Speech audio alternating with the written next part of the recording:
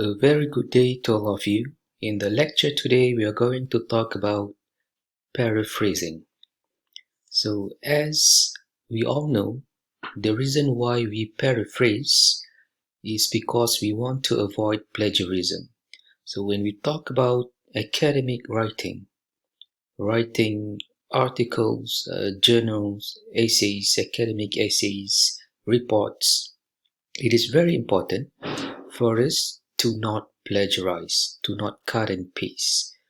And one way to avoid plagiarism is by paraphrasing. So it is okay for us to take ideas and opinions from the internet, from books or magazines or newspapers, and use them in our assignment.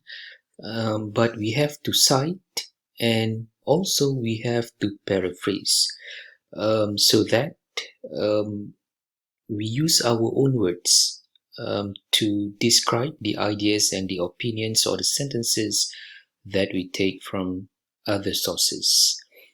So although when we cite the original author of the original source that we take from the internet, it is also better for us to paraphrase, not cut and paste as it, but we change the wordings.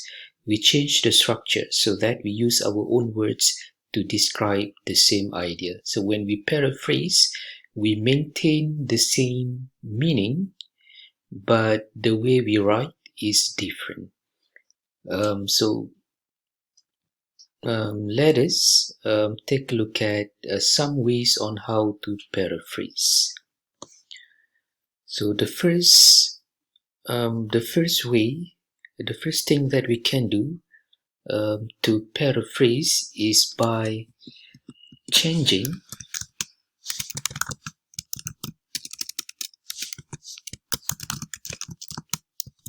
active sentence or active voice to passive, or changing passive to active.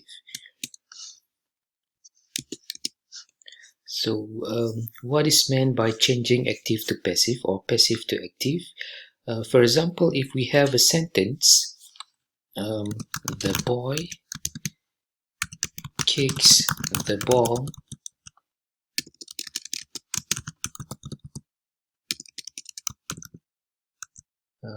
so we change to passive. The ball is kicked by the boy. So that means if the first sentence here is the one that you take from the internet, so this is active. So this is an active sentence and this is passive.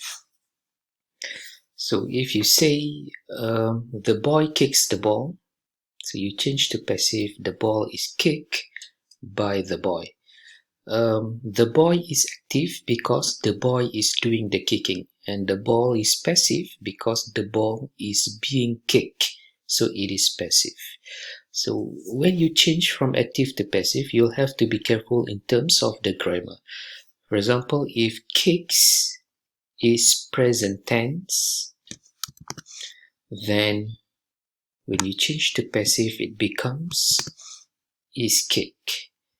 But if kick is past tense, so the ball becomes was kick. But if there are many balls, was becomes were. So there are rules when you want to change from active to passive or passive to active. If it is simple present tense, kick become is kick. If it is simple past tense, kick become was kick. If it is present continuous tense, the boy is kicking the ball. When you change to passive, it will be the ball is being kicked by the boy. So you'll have to be careful with the tenses. So you'll have to make sure your grammar is correct when you change from active to passive. Now let us take a look at one more example of changing active to passive. Let's say if I have a sentence, the sentence is Proton Holdings launch its first proton, its first model, the famous proton saga in 1985. So let's say this is the sentence that I want to take from the internet and put in my assignment. So this is just an example. So how do you change from active to passive? If let's say we say the boy kicked the ball, passive is the balls were kicked by the boy. Proton Holdings launched its first model. What would be the passive? So if this is active, so we know this is active because Proton Holdings is active because it does the launching. So when we change to passive, we might say the first proton model was launched by Proton Holdings in 1985. So this is the passive version. So you have to make sure your grammar is correct. So launch is past tense, then becomes was launched. So you can, it depends on your creativity how the sentence would be, as long as it makes sense and the grammar is correct. So you can also add the name, like the famous proton saga. So the first proton model, the famous proton saga, was launched by Proton Holdings in 1985. So that means you change from active to passive. So if it is simple present tense,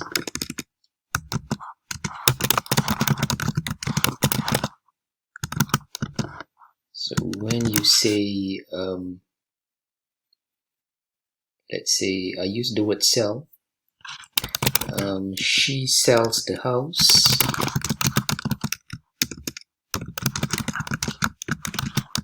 So when I change to passive, it becomes the house is sold by her. So she sells, sells is present tense, so is sold. But if let's say I have past tense, she sold the house, becomes the house is sold by her. So not is, but was, because sold is past tense. Let's say I have present continuous tense. She is selling the house. The house is being sold by her. So she is selling becomes is being sold. She is cooking is being cooked. So C-O-O-K-E-D. She can sell the house. The house can be sold by her.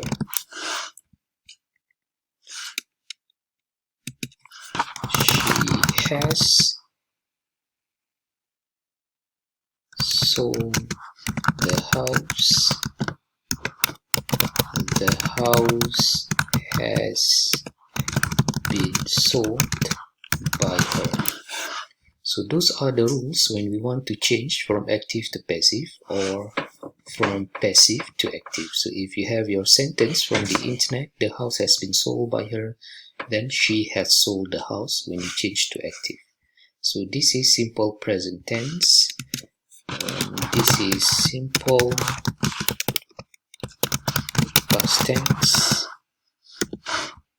and this is present continuous tense,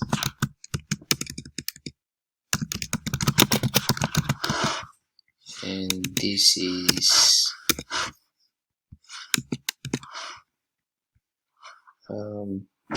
model.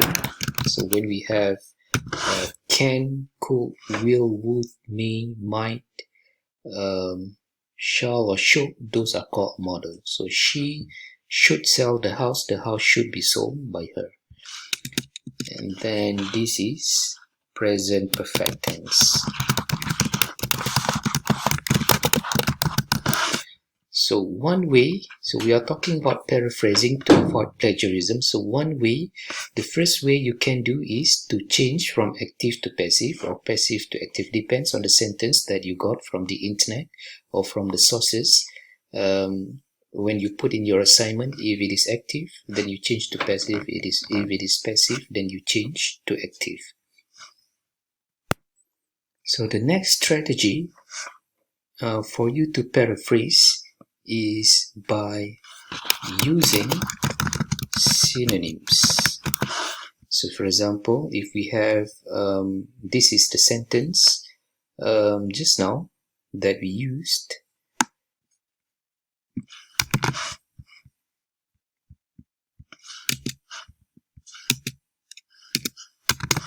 So if let's say proton holding, so we have the active and then we have changed to passive.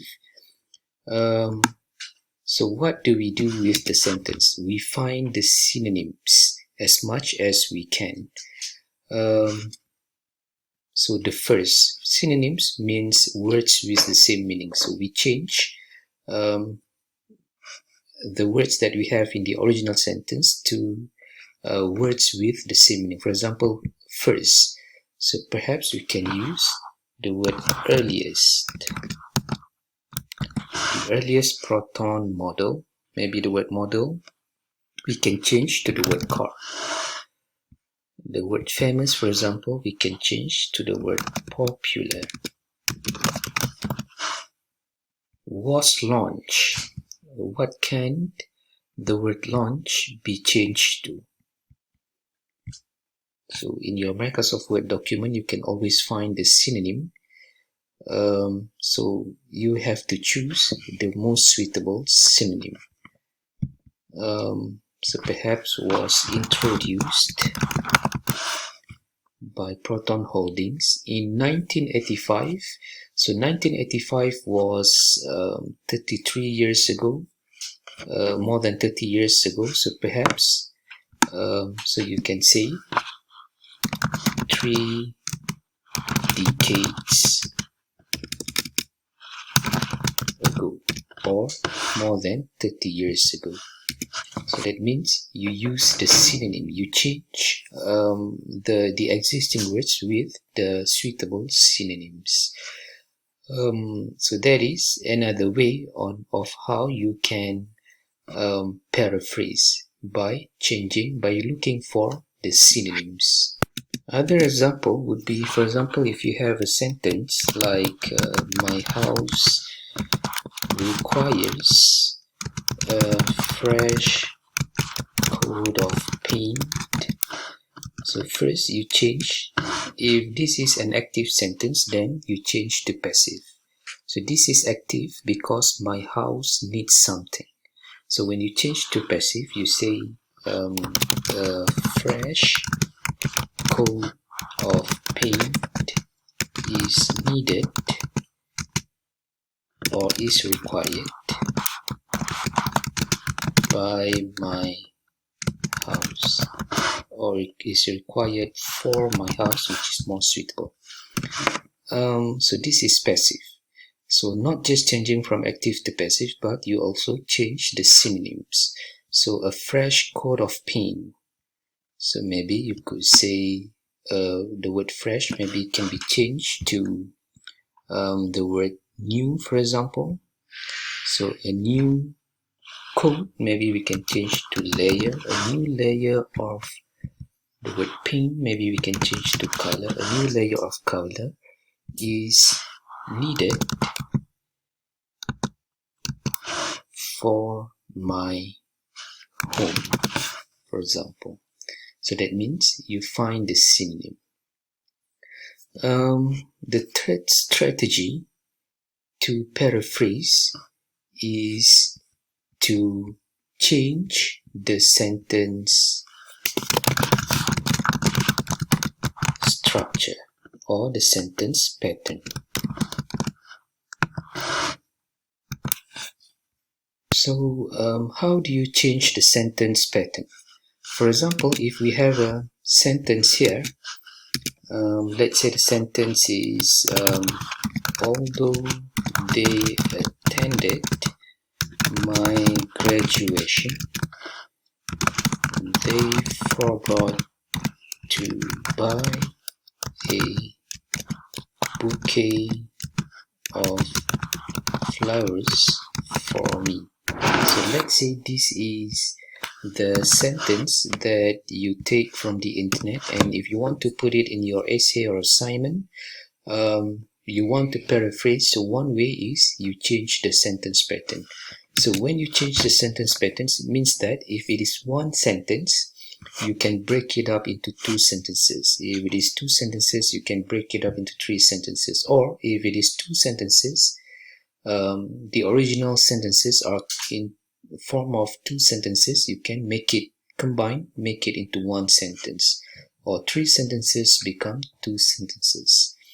So what can you do here is, for example, so let us try to break the sentence into two sentences. They came for my convocation. So see here,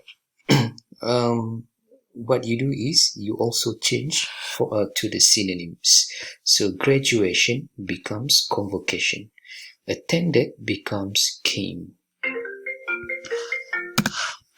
So with the synonyms, so when you change the sentence patterns, other than synonyms, you break the sentence into two sentences. If it is one sentence like this, so they came for my convocation. However, it slipped their minds to purchase a bunch of flowers for me. So you can also see more synonyms here. The word forgot, slip their minds, buy becomes purchase, and the word bouquet becomes a bunch of flowers for me. So that means you change the sentence pattern so to avoid plagiarism. So you don't just cut and paste, but you change from active to passive. You find the synonyms, and then you also change the sentence patterns, which one or which two that is possible. The last method to paraphrase is to revise the order of ideas. So for example, if the information that you take from the internet, there are a lot of steps. For example, there are a lot of points. For example, there are 1, 2, 3 or 4 points that you want to take and put in your assignments. What you can do in your assignment, if let's say point number 1 in your assignment, you put it as point number 4. Point number 2 in the internet or in the original article, you put it as point number 3. Point number 3 becomes point number 2, and the last point from the original source becomes the first point in your article. So that means you revise the flow, you revise the order of the ideas. So if you have to talk about something that involves many ideas or steps, so strategy number 4 is what we call as revising the order of ideas. Altogether, there are 4 strategies that we can do in order to paraphrase effectively, which is the first one is to change from active to passive, and the second one is to use synonyms. The third one is to change the sentence patterns, and the fourth one is to revise the order of the ideas if you have a lot of ideas that you take from the internet and they are in a form of steps or flow. So when you have a sentence that you want to take from the internet and put in your assignment, you don't just simply cut and paste without doing anything. First, of course, you'll have to cite if it is a specific idea or opinion. If it is a general statement, you don't have to cite. If it is a specific idea or opinion, then you have to cite. You have to say according to who. What you can do is you can change active to passive or passive to active, but make sure the grammar is correct, and it sounds logical, and the sentence is correct. Also, you use synonyms, and also you change the sentence pattern. So the more that you change is the better. However, you'll have to make sure that the meaning is still the same, because we are not trying to change the meaning.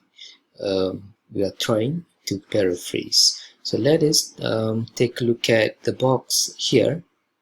So if you can compare the original text, the poorly paraphrased text, and the effectively paraphrased text, so what difference can you see? You may pause the video and compare all those three sentences or statements.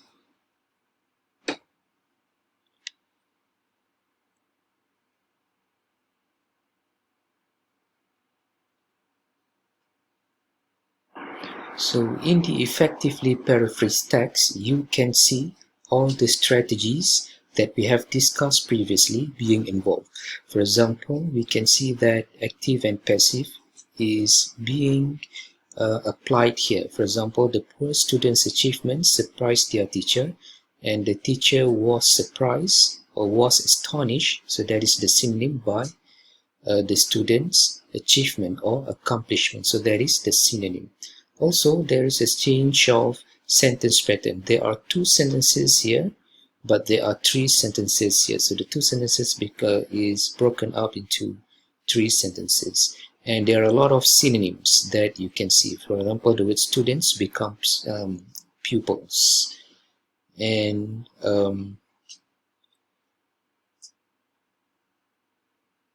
so a lot is done to make it an effectively paraphrased sentence.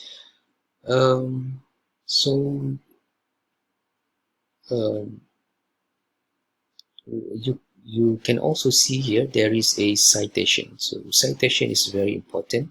Although you have paraphrase, but you have to make sure you cite the source. So be it from the internet, from a book, a newspaper, or magazine, you'll have to cite if it is a specific idea or opinion. If it is a general statement, so no citation is needed. So thank you very much.